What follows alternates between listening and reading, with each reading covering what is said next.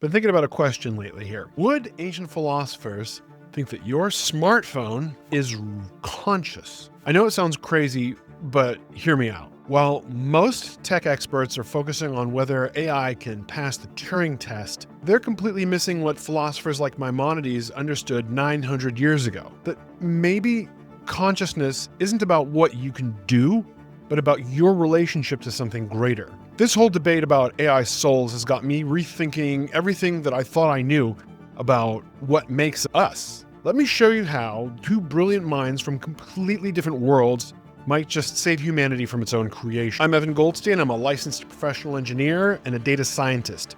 I'm building AI Capitalist to talk to the leaders and the thinkers, like you, about navigating this new world of thinking machine. They say that Western culture is the merger of Athens, which is Greek philosophy, and Jerusalem, which is Jewish monotheistic spirituality. And one of the whole big questions of this Western outlook that it's trying to answer is what makes you you? This question has captivated philosophers across the centuries. Two particular fascinating thinkers, Aristotle and Maimonides, offer illuminating perspectives that still resonate today. When you think about who you truly are, do you focus on your thoughts, your body, your emotions, or something more? Aristotle, the towering Greek philosopher, would say that your intellect is what defines you. He saw the human soul as having different layers.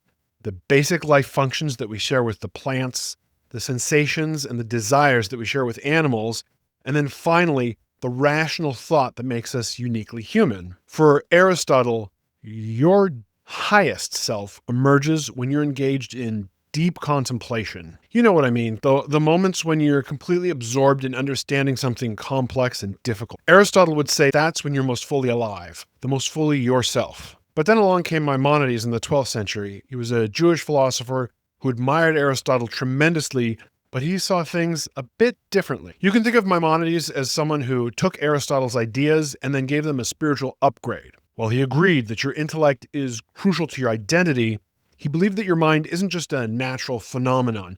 It's a divine gift, a spark of something greater. You probably sometimes feel that your own quest for knowledge and learning isn't just about accumulating facts. It's about connecting to something that's larger than yourself. Now, this is coming from Maimonides, and this is where he differs from Aristotle. For Maimonides, when you develop your intellect, you're not just becoming a better thinker, you're drawing closer to God. For him, your intellectual journey isn't aimless. It's directed toward understanding the divine, even if that understanding is limited by your own human perspective. And there's another difference that you might relate to. Have you noticed how some perfectly brilliant people can still behave in ways that are morally questionable? Now, Maimonides wouldn't separate these aspects of a person. For him, developing your intellect goes hand in hand with becoming a better and more ethical person. Your moral character isn't something separate from yourself. The two are deeply intertwined aspects of who you are. Maimonides also acknowledges something that you've probably experienced yourself. Those moments when you push up against the limits of what you can even. While Aristotle was confident in human reason's ability to grasp universal truth, Maimonides reminds you that some things remain mysterious, especially regarding the divine. In his philosophy, you can define what God is not, but fully comprehending what God is remains beyond your grasp. Now, both philosophers also had some perspectives on what might survive after death. While Aristotle had a more abstract concept of how the intellect might achieve a kind of immortality, Maimonides connects this more directly to divine reward and to your relationship with God. In Maimonides' view, your intellectual and moral development isn't just about this life, but it has implications for something beyond. Have you ever felt like your choices matter on a grand scale? Like that decision that you're making right now might somehow ripple outward in ways that you can't even imagine. For Maimonides, this isn't just a feeling, it's reality. In his legal masterpiece, the Mishneh Torah, he writes something that might just take your breath away, that you should always see yourself as if the entire world is perfectly balanced between good and evil, between merit and guilt. And your next action, yes, yours specifically, could tip the scales for the entire world toward either redemption or toward destruction. So that would mean that the choice that you're making today, whether or not to help a stranger or speak that truth or take some sort of ethical decision might literally determine the fate of everything. I know it's a lot of pressure, but this view reveals something about how differently Maimonides and Aristotle see you as an individual. For Maimonides, you exist within this incredible cosmic drama where your moral choices carry universal. You're not just living your own life. You're participating in something that's much bigger, a divine framework where your personal actions have implications that extend beyond yourself. It's like being handed a tremendous responsibility and an extraordinary purpose. Every choice that you make matters enormously, not just for your own life, but potentially for all of humanity. And now we have to contrast this with how Aristotle would look at you. For him, you matter tremendously too, but in a more, call it, grounded way. Your significance is primarily within the natural order and your community. When you develop virtues and excel as a person, you contribute to the good of your society. Your actions affect your own flourishing and the people directly around you, which is certainly important, but they don't necessarily have the cosmic implications that Maimonides felt you did. The universe, in Aristotle's view, follows natural principles rather than responding to your moral choices. You can almost imagine Aristotle raising an eyebrow at Maimonides' perspective, maybe thinking it attributes too much cosmic importance to individual human action. In Aristotle's naturalistic worldview, the concept that cosmic redemption hangs in the balance of your personal choices might seem excessive. For him, the world isn't made for humans. Instead, you're just one part of a natural order that you need to understand and adapt yourself to. These contrasting views reflect fundamentally different ways of seeing your place in existence. Maimonides sees you as uniquely significant within a divine plan, a key player in a cosmic story. Aristotle sees you as significant mostly within the natural and social orders. It's that you're an important, but you're a natural part of the world. And when you these differences make perfect sense given where each philosopher is coming from. Maimonides is integrating Jewish monotheistic theology with philosophy, while Aristotle is working purely within a philosophical framework. Their starting points lead them to very different conclusions about just how much you, yes, you, matter in the grand scheme of the cosmos. So we can see this in the unexpected ways that these philosophies played out in their respective cultures. You might think that Aristotle's naturalistic view that places humans as just another part of nature alongside rocks and frogs would naturally create humility. After all, you're just one species among many in a vast natural system, right? But if you look at Greek culture, it often displayed remarkable pride and self-importance. So if you look at the Homeric epics that you might have read or at least heard about, remember Achilles in the Iliad? When his honor is insulted, the guy literally withdraws from battle and lets countless Greeks die rather than swallow his own pride. His personal dignity matters more than everything else. It's like that friend who will blow up an entire friendship over one perceived slight. You can see how a culture that prized personal excellence, they called it, and glory, which they called kleos, would justify this kind of me-first attitude. Or you take Odysseus. He's a clever guy, but he had a huge ego. After escaping the one-eyed Cyclops, Polyphemus, he just can't help shouting his real name as he goes away. Now that moment of bragging cost his men their lives when Poseidon, the god of the sea, who is the Cyclops' father, unleashes his fury. I'm sure you've known people like that. Super brilliant, but also self-sabotaging because they have this need to be recognized, this narcissism. The Greek warriors also celebrated the concept called aristeia, which is basically showing off your excellence in battle. It encouraged heroes to seek personal glory, and that often came at enormous cost to everyone else. Without some larger cosmic moral framework, the pursuit of being awesome became untethered from ethical constraints. You could be considered great even though you were doing things that were pretty terrible. Now, we can flip over to Maimonides' perspective, where you'd think that his view of cosmic significance would inflate egos to astronomical proportions. If your every action potentially affects the entire universe, that make you feel incredibly important. But here's where it gets interesting. This view actually fostered genuine humility. Now, you think about the Talmudic teaching that whoever saves a single life is considered to have saved an entire world. It's practically identical to Maimonides' concept, that of the world being made for you, where if you destroy you or someone else, you've destroyed that entire world that was built around that person. But instead of inflating you with self-importance, it makes you approach even small kindnesses with tremendous care and awareness. As an aside, when I was in yeshiva, I had a friend of mine whose father had grown up in the yeshiva religious study world and then left religion later. And he would always kind of jokingly taunt me. He'd bring up this Maimonides and say, "Oh yeah, so you have to view the world as if it was made for you. So, you see that beautiful woman over there? Yeah, she was made for me. See that hot car? Yeah, that was made for me."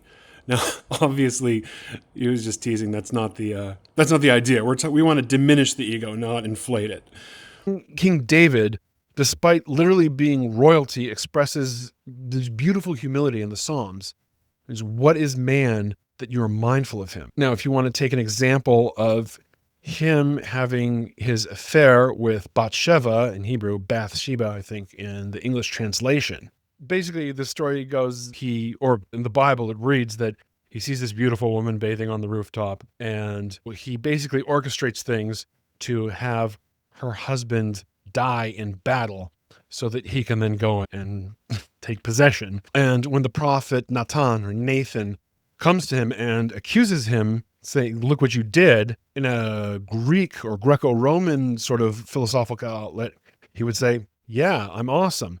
But what does David do? He falls on his face and immediately repents, viewing himself even as the king, even as this elevated person, as a humble. And this goes back to the idea his actions mattered in the cosmic scheme of things. You have a role in the cosmic plan, even though you're also incredibly small. And we can see this sort of dichotomy in Abraham's words, "I am but dust and ashes."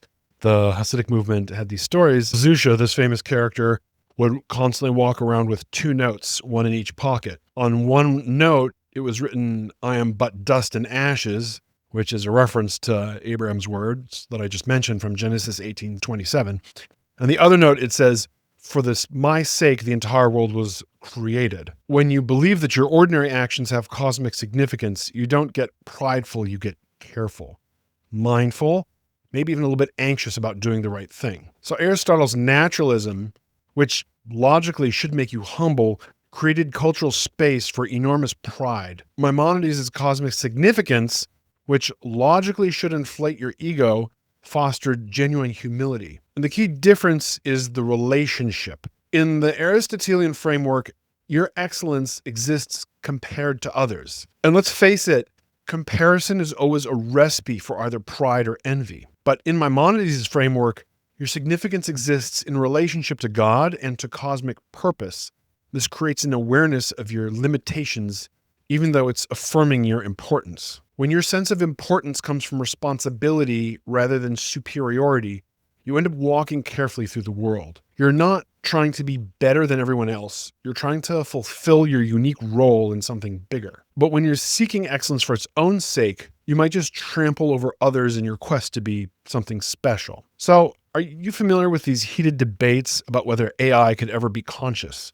Whether a soul could somehow arise from silicon and code instead of our brain cells and our neurons? I can't help but notice how our own cultural assumptions completely shape how we're approaching this entire AI question. And these two philosophies that we've been chatting about, Aristotle and Maimonides, they'd have such different takes on this. So we'll start with Aristotle and his whole naturalistic vibe. He saw your mind as something that emerges naturally from physical processes, not some magical soul stuff injected into matter. He saw it as something that comes from organization and purpose. And his own word for it was, and it sounds very similar to how modern AI people talk about intelligence. If you follow Aristotle's thinking, you might wonder, if intelligence is about function rather than what it's made of, couldn't consciousness potentially emerge from silicon just as easily as it does from carbon?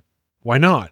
It's all about the pattern and how it works, not about what materials you use to build it. That's why so many AI researchers are obsessed with behavior and capabilities rather than what the thing is made of. You've probably heard of the Turing test. It basically says that If an AI acts in ways that are indistinguishable from human intelligence in every way that we can observe, what grounds would we even have for saying that it's not conscious? But remember how Greek culture played out with pride and self-importance? Just like those Greek heroes prioritized being excellent over being good, a purely functional approach to AI would end up prioritizing making systems super powerful and capable without ensuring that they actually share our values. Now, let's flip it over to Maimonides' perspective. He'd approach this whole AI question very differently. Instead of just asking, is this conscious? He would be more concerned with what responsibilities come with creating new forms of intelligence in the first place. Through Maimonides' lens, creating AI isn't just some amazing technological achievement. It's an act of tremendous responsibility. If your everyday human choices can tip the cosmic scales between redemption and destruction, what does that mean if you create an entirely new decision-making entity? The whole idea should make you humble about the very act of creation itself. The ethical traditions that come out of this worldview put relationship and responsibility above capacity. The question becomes less about whether AI has some metaphysical soul. It becomes more about how bringing these new intelligences into existence affects our moral universe and what we owe to them and what they might owe to us. So maybe we're focused on the wrong questions. Maybe instead of obsessing over whether AI is really conscious in some philosophical sense, we should be thinking harder about how to integrate these new intelligences into our moral community in a responsible way. Maybe the ethical frameworks that we build around AI matter more than the technical wizardry that goes into making them. These different approaches to what makes you, whether it's function and excellence or divine purpose and responsibility, completely reshape how you might think about creating new forms of intelligence. Now, you know how sometimes you realize that the ideas that you've absorbed without thinking, from your family, your education, your culture, aren't just casual opinions, but they actually shape your entire reality. Those philosophical traditions that you might have just dismissed as abstract academic stuff in college, they're not just theories, they're not fluff. They might actually determine whether we survive the things that we're creating. Think about what's happening in Silicon Valley right now. The techno-optimism that you see in all those TED Talks and podcast interviews. It's fundamentally Aristotelian. It glorifies function and it rolls its eyes at anything metaphysical or spiritual. When you hear someone like Sam Altman claim that intelligence is just computation, he's basically channeling Aristotle's naturalism, but without any of the ethical guardrails. This reduction of intelligence to pure function creates a massive blind spot. We're building systems optimized for capability without boundaries, and you can probably feel the danger in that approach. The irony is that most of the writing that you'll find on Greek philosophy today views Greek philosophy as beating a path away from spirituality, which people who write this material typically disdain, and they view it as moving toward a more coldly empirical view. But in reality, Socrates and Plato and Aristotle were actually considered prophets of the Orphic religion. The Orphics believed that the soul was divine, but it was imprisoned within the body. The soma sema, the body is a tomb. They believed that it underwent cycles of reincarnation. Their ultimate goal was escaping this cycle through purification that they achieved through initiation ceremonies and strict dietary restrictions, including vegetarianism and ritual practices. Orphism influenced the later traditions from Pythagoras and elements of Platonism, Plato, and represented one of the earliest Western religious traditions that individualized individual salvation through personal purification instead of just pleasing the gods through conventional worship. Some of these should sound familiar from that merger of Judaism and Greek philosophy into Christianity. So have you noticed how religious and traditionalist voices are increasingly just rejecting AI development entirely? Pope Leo XIV actually took the name Leo to connect to a previous Pope Leo. Pope Leo XIII led the Catholic Church through the societal upheavals of the First Industrial Revolution. He wrote the encyclical Rerum Novarum that addressed the rights and the dignity of workers in an age of rapid technological change. So a lot of religious leaders look at these new systems and they hear the echoes of ancient warnings about human hubris. Unfortunately, spiritual intuition about cosmic responsibility doesn't always lead religious leaders to careful ethical development. More often than not, it just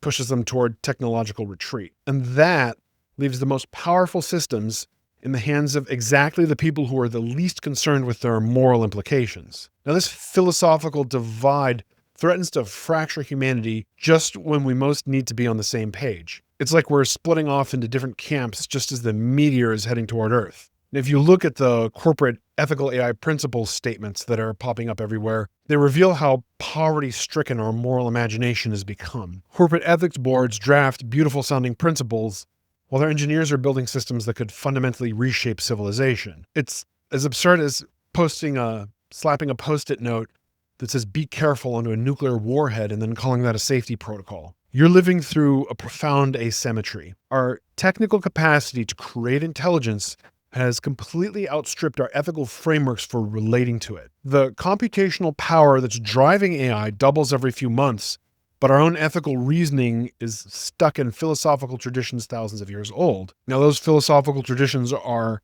time-tested and speak to universal human truths. Do they speak to the truths that a machine mind might perceive? While philosophers are debating qualia and phenomenology in university departments, engineers are building systems that are capable of unprecedented power and that don't need consciousness to completely reshape your world. We're looking for souls while the world is shifting beneath our feet.